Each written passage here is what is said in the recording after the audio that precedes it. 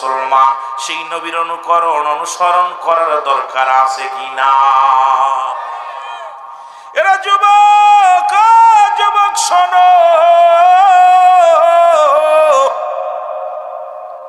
রাসূলুল্লাহর কাছে 2 নাম্বার পেয়েছিল তার উম্মতগণ। হায়রে, এমন একটা জামানা আইলাম 100 টাকার জন্য মানুষ মানুষকে হত্যা করে রে। এমন একটা জামানা আইলাম ভাই ভাইকে খুন করে। এমন একটা জামানা আইলাম বাবার সন্তানের হাতে বাবা খুন, বাবার হাতে সন্তান খুন। জাহিলা জামানা এত বড় কঠিন জামানা হয় না, বড় কষ্ট লাগে রে যুবক, শুই না নাও। এর রাহমাতুল লিল আলামিনের কাছে এক যুবক এসে বলে, ইয়া রাসূলুল্লাহ, ইয়া হাবিবাল্লাহ, নবী গো,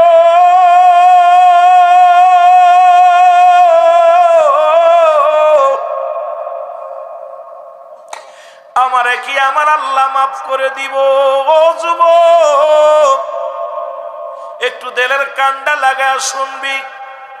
5 শ্রেণী নারী বিবাহ করার নির্দেশ। আমি আস্তে আস্তে আলোচনার মধ্যে যাব। আমার যুবক ভাইয়েরা অনেক আছেন, বাবারা, আলোচনার মধ্যে ডুব দিব। যুবকদের নিয়ে অনেক আলোচনা করবো, আমার বাবারা শুনে নাও। এর রাসূলের কাছে এসে বলি, ইয়া রাসূলুল্লাহ, ইয়া হাবিবাল্লাহ, নবী গো, আমার জন্য আমার আল্লাহ কি আমারে মাফ কইরা দিব?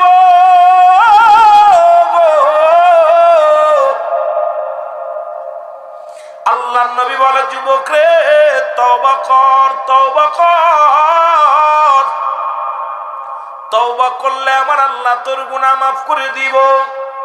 মারহাবা বলেন না, আরো জোরে বলেন, আর একটু জোরে। কারণ নবীদের দরজা বন্ধ, তওবার দরজা খোলা। এর মুসলমান শুই না নাও, নবীদের দরজা বন্ধ হয়ে গেছে, তওবার দরজা খোলা। যখনই সুযোগ পাবেন তওবা করবেন মুসলমান।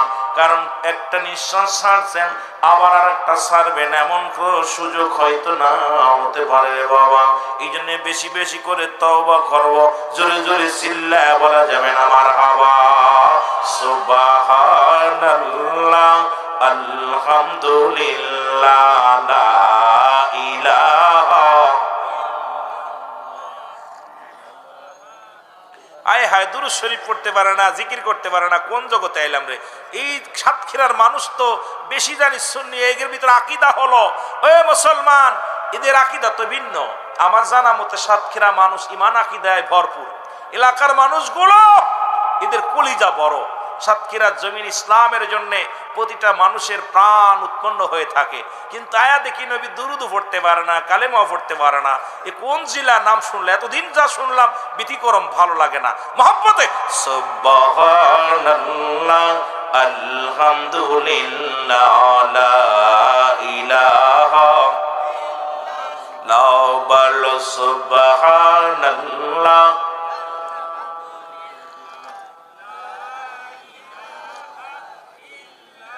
নাই কোন মাবুদ আল্লাহ ছাড়া, বল নাই কোন মাবুদ,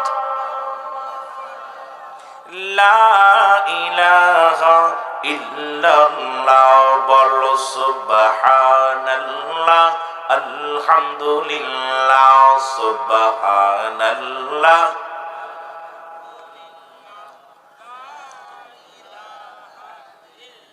এ দুনিয়ার মুসলমান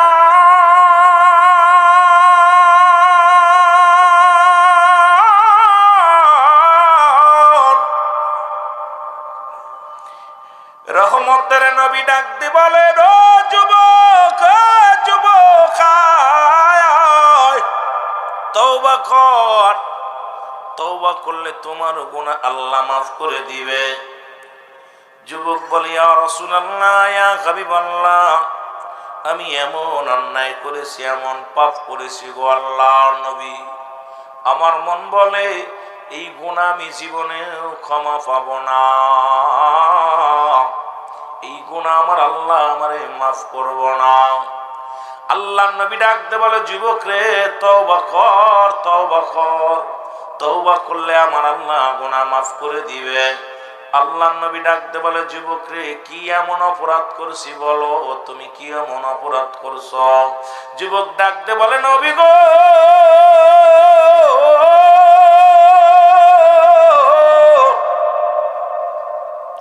এই মক্কা মদিনার জমিনে যত কাপড়ের কাপড় চুরি হতো গো,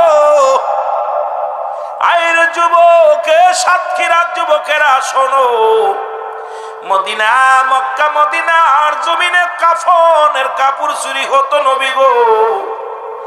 নবী কয়, হায় রে হায়, মানুষ এত নিষ্ঠুর হয়, মানুষের শেষ বিদায়ের 3 টুকরা কাপড় এটাও মানুষ চুরি করে নেয়। রহমতের নবীর চোখ দিয়ে পানি আসে। নবী কয়, ও যুবক, আরে মানুষ শেষ বিদায়ের সময় 5 টুকরা কাপড় 3 টুকরা কাপড় দেয়া হয়, এটাও চুরি করা হয় রে যুবক। ইয়া রাসূলুল্লাহ, ইয়া হাবিবাল্লাহ, নবী গো ওই মক্কা মদিনার কাফনের কাপড় চুরি হতো, ওই কাপড়ের কাপড় আর কেউ নয়, ওই কাপড়ের কাপড়গুলো আমি চুরি করতাম। জোরে জোরে চিল্লায় বলা যাবে না আল্লাহু আকবার। খুব খেয়াল, আমি ওই মানুষ মারা গেলে কবরে শোয়ানো পর কবর খুইরা কাফনের কাপড়গুলো চুরি করতাম। আল্লাহ নবী ডাকতে বলে, যুবক দুনিয়ার মধ্যে আর কোন কাজ পাস নাই রে, হায়রে মানুষের শেষ বিদায়ের সময় 3 টুকরা কাপড় দেয়া হয়, এই মানুষগুলো মরণের পরে রে জীবনের শেষ সম্বল 3 টুকরা কাপড়, এটাও তুমি ছিনিয়ে নাও। যুবক বলে, ইয়া রাসূলুল্লাহ, ইয়া হাবিবাল্লাহ, আমার আল্লাহ কি আমারে মাফ করব? নবী গো আমারে কি ক্ষমা করব? আল্লাহর নবী কয়, যুবক রে তওবা কর, তওবা কর, কারণ বাবারে আদম আলাইহিস সালাম তওবা করেছিল একটা আদনা ভুল করার কারণে। আদম নবী দোয়া করেছিল, আমার সাথে পড়েন, রব্বানা জালামনা আনফুসানা ওয়া ইল্লাম তাগফির লানা ওয়া তারহামনা লানাকুনান্না মিনাল খাসিরিন। জোরে জোরে পড়েন, রব্বানা জালামনা, ডাকতে বলে আমার রব্বুল আলামিন,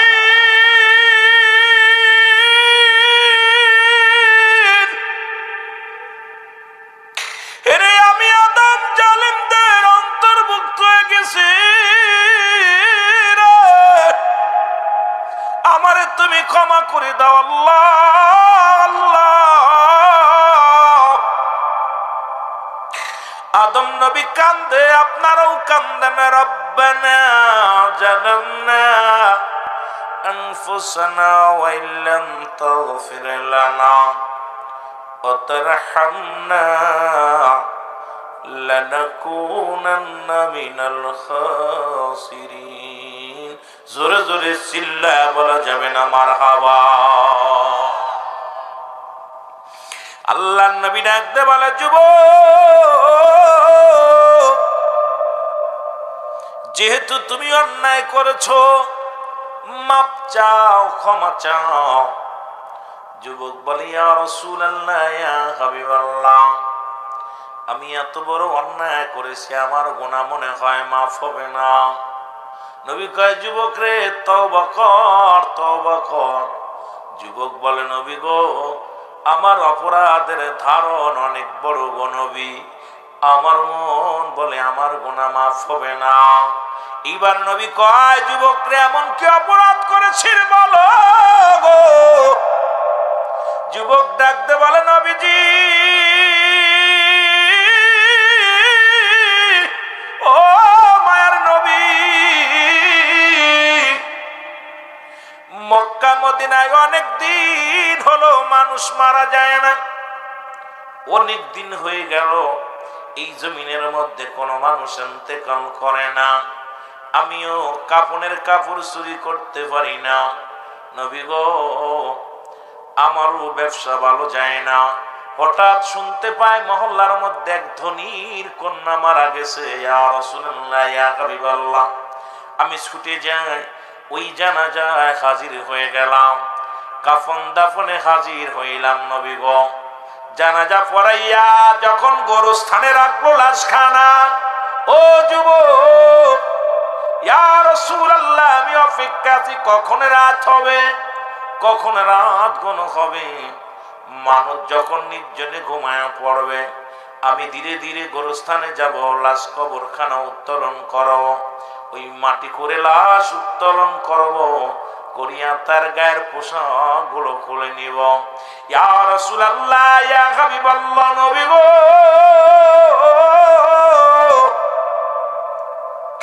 যখন রাত জুম হয়ে গেল, মানুষ যার যার ঘরে ঘুমায় গেল, আমি আস্তে আস্তে করে গোরস্থানে প্রবেশ করলাম। এরপরে গোরস্থানে ঢুইকা ওই কবরের মাটিগুলো খুঁড়লাম, মাটিগুলো খুঁড়িয়া নবী গো লাশ উত্তোলন করলাম, করিয়া গায়ের কাপনের কাপড়গুলো খুললাম। এই কাপড় খুলিয়া যখন কবর থেকে লাফ দিয়ে উঠতেছিলাম, নবী গো, কি যেন আমার ভিতর থেকে ডাকতে বলে, যুবক, যুবক রে, সারা জীবন শুধু কাপনের কাপড় চুরি করলি, তাকায়া দেখ, তাকায়া দেখ, এত সুন্দরী নারী কবরের ভিতর আছে। আজকে অন্যায় কর, অন্যায় কর, পৃথিবীর কেউ তোরে বাধা দিব না, পৃথিবীর কেউ তোরে বারণ করব না, পৃথিবীর কোনো মানুষ জানবে না। অন্যায় কর, অন্যায় কর। সঙ্গে সঙ্গে ওই যুবতী মহিলার রূপ দেখে আমি পাগল হয়ে গেলাম। ইয়া রাসূলুল্লাহ, ইয়া হাবিবাল্লাহ, সঙ্গে সঙ্গে আমি নরপশুর মতো ওই মহিলার মৃত্যু মহিলার পরে ঝাঁপিয়ে পড়লাম। ইয়া রাসূলুল্লাহ, ইয়া হাবিবাল্লাহ। এরপরে মেয়ের সঙ্গে আমি অপকর্ম করলাম, করিয়া যখন কবর থেকে উত্তোলন, যখন আমি কাপড়ের কাপড় নিয়ে উঠতেছিলাম রে, ইয়া রাসূলুল্লাহ, ইয়া হাবিবাল্লাহ, নবী গো,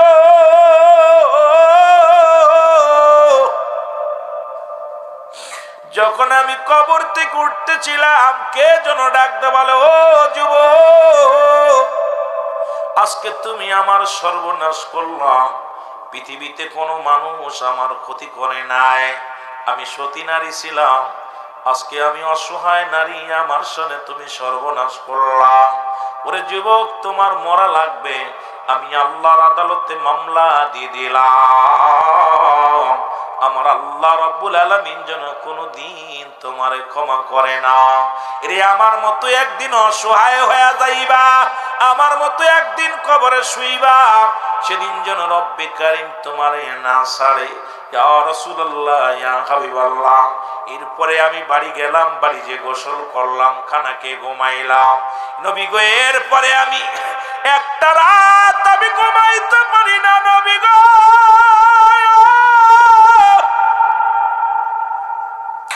ও মায়ের নবী, দয়াল নবী গো, এরপরে আমি একটা রাত ঘুমাইতে পারি না। যখনই চোখ দুটি বন্ধ করি, কে যেন ডাক দে বলে, যুবক রে, আমি আল্লাহর আদালতে মামলা দিলাম, আল্লাহ যেন তোমারে ক্ষমা করে না। এরে যুবক, এই তো শুনেছিলাম আয়ামে জাহিলা, অন্ধকার জামানা, আর বর্তমান বাংলাদেশের অবস্থা শোন। সাতক্ষীরা যুবকরা শোন, এই সাতক্ষীরার জমিনের মধ্যে মানুষেরা শুনে নাও, আজকে তোমাদেরকে জানায়া দিয়ে যায়, ঢাকা মেডিকেল কলেজ হাসপাতালে মুসলমান আমাদের কত, আমাদের বাংলাদেশের কত উন্নতি হয়েছে শোনো। দীর্ঘ 17টা বছর কত শান্তিতে ছিলা শোনো, ভালো করে দিলের কান্ডা লাগায় শুনে নাও। এর মুসলমান গলায় দড়ি নিয়ে মারা গেছে, আলামত হলো জিনার। মুসলমান বিষ খেয়ে মারা গেছে, আলামত হলো জিনার। ওরে মুসলমান শুনে নাও, সড়ক দুর্ঘটনায় মারা গেছে, আলামত হলো জিনার। ডাক্তাররা বড় পেরেশানিত হয়ে গেল, টেনশনের মধ্যে পড়ে গেল। মারা যায় একভাবে, আলামত হলো আর একটা।